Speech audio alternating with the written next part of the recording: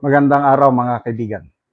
Bigyan natin ng reaction opinion itong viral issue ngayon, yung maanghang, masasakit na salita ni Auntie Claire Castro laban sa ating mga guro.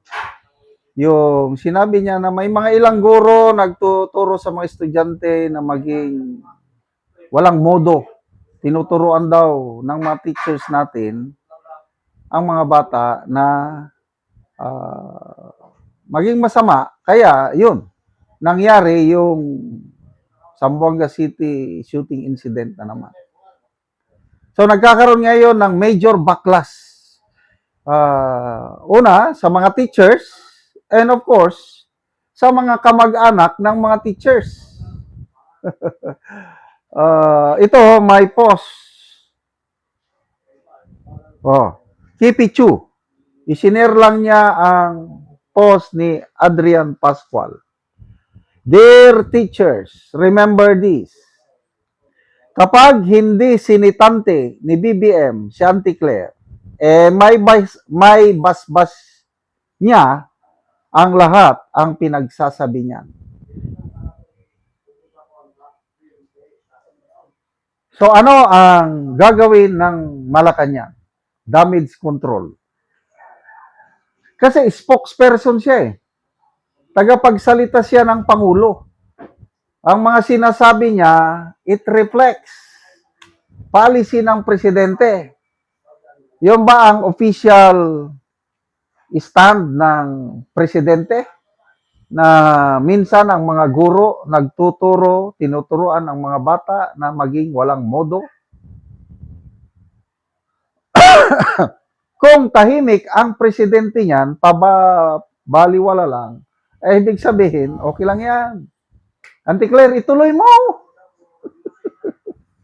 Ituloy mo. So may nabasa kong post ng Peanut Gallery Media Network. Sabi noon, nagkakaroon ng massive backlash from teachers. Hindi lang teachers, kamag-anak. Yung post ni Direk Daryl Yap, grabe, malutong. Ang nanay, sabi ni Direk Daryl Yap, ang nanay at tatay ko parehas na retired teachers. PI mo, Claire Castro. Ang lutong, yung kanyang pagmura. Pinol word niya, yung PI mo. Ang lutong. Daming nag-react. Kanina, nung binabasa ko, more than 100,000 ang nag-react. Tapos, ang daming, ang lutong. Louder, please. Ayun, anak ng teacher yun. May nag-comment na estudyante pala ng mga estudyante ng parents ni Derek Yap. Ako, estudyante nila ako noon, nung ganito. And I admire them.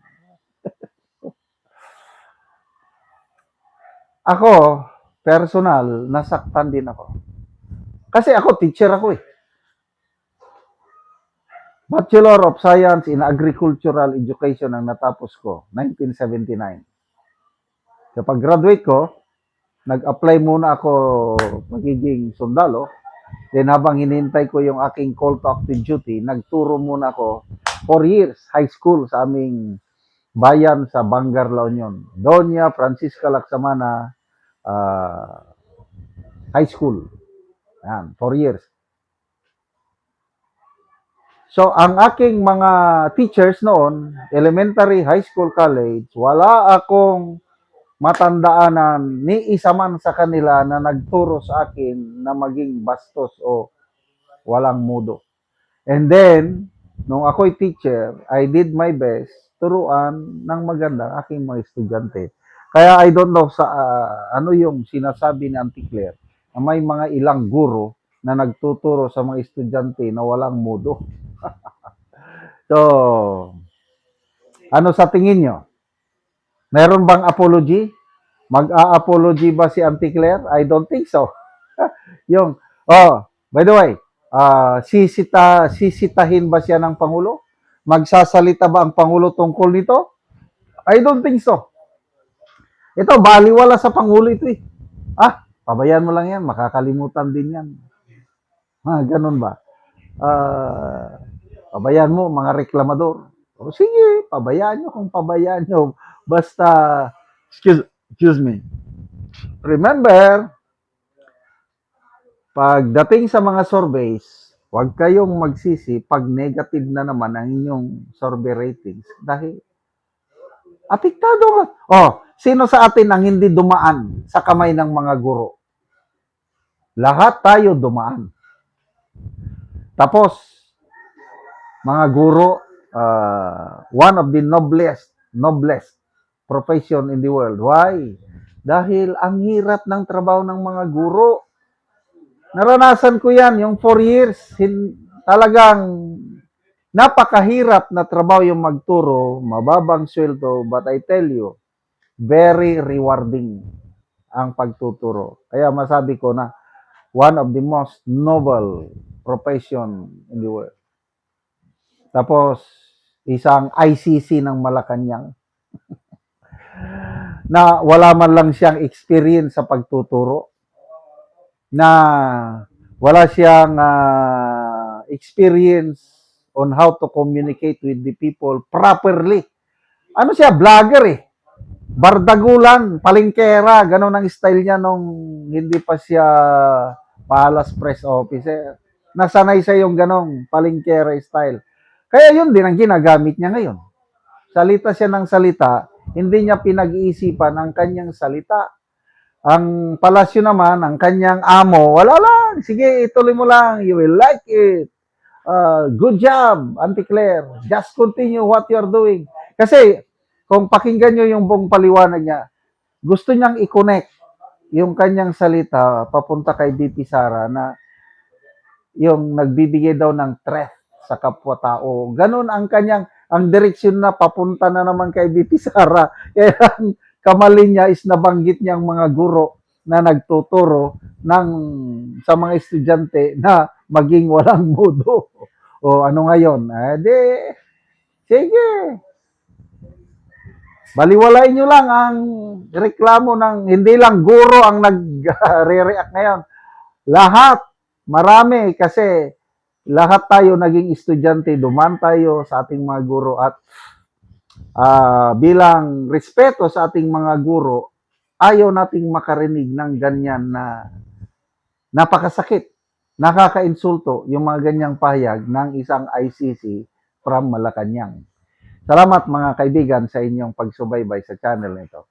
Nakakatulong kayo ng malaki sa tribong Talaandig ng Bukidnon dahil ang sweldo natin sa channel na ito is pantulong sa tribo. Namimigay tayo ng libreng yero at pako para makapagpatayo sila ng mas maayos na tirahan. Panoorin nyo ang video nito. Ako dire sa balay ni Irene Ligaspi nga taga Barangay Tikalaan. Purok 3 San Alahay, Talakag Bukidnon. So mo na ni ang itsura sa ilang atop.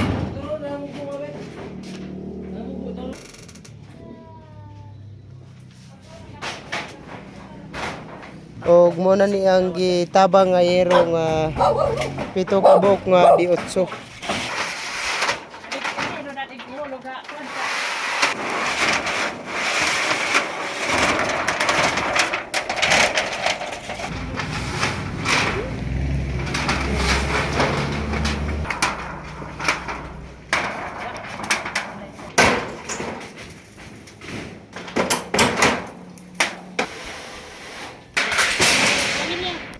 Man, ho. Man, ho. Balik kira kira na, balik kira.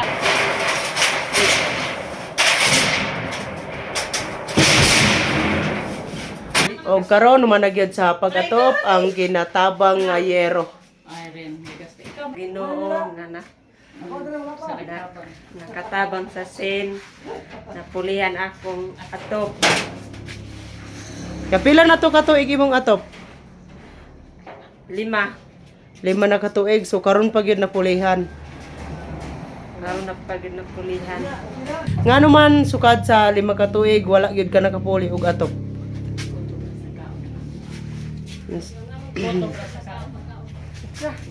Tungod sa kulang sa among basta. Kulang mo og kwarta. taman ra gyud sa kaon. Taman ra sa kaon.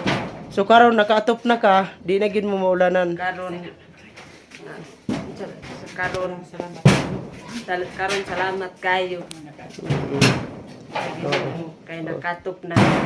Oh, salamat kaayo.